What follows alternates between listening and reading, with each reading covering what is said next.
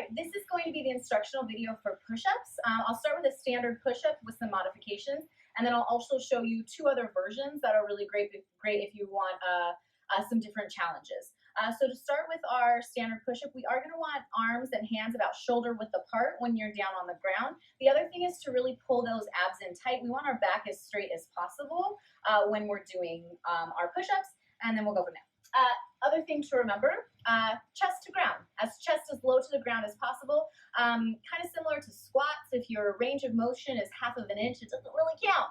So we really want to get full range of motion in our push-ups, just like we do in our squats. If you can't go full range of motion anymore, or at all at any point, please make the modifications. Otherwise, you're kind of wasting your time. So we're going to do arms shoulder width apart. And then I'm going to get my body as straight as possible, right? And then I'm going to come all the way down and all the way up. There are some variations to push-ups to kind of focus on other parts, like get some more of a tricep, things like that. These ones really focus on our chest. But you'll feel it if you're pulling in your abs, you'll feel it there. You'll also feel it in some of your lats on your back. If you're not comfortable doing a straight body one, like if yours look like this, yeah, you know who you are. These don't count. It's okay. Take those knees and actually start in this position and then drop them right where they are.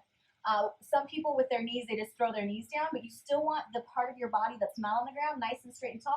You still got to bring that body all the way down.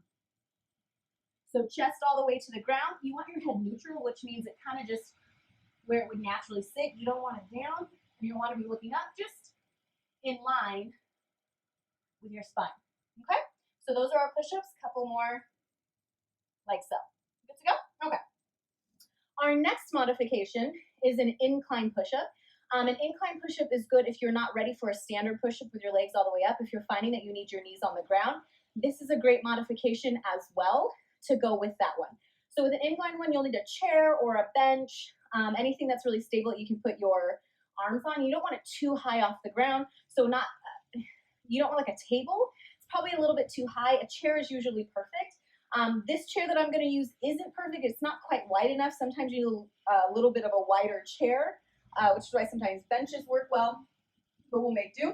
So I'm going to take my hands as close as I can get them, shoulder width apart, and then I'm going to have that nice straight body, just like before. And then I'm going to come down, and now chest is going to go to the chair. Okay? Notice I keep my butt out of the air. On your push-ups, if you're finding your butt's in the air like that, all you actually have to do is roll forward on your shoulders. If your butt's in the air, you're also probably finding your head is going in between your hands on standard ones as well. Just pull yourself forward, pull that chest so it's in between your arms. Okay? So that's our modification to make a standard push-up slightly easier.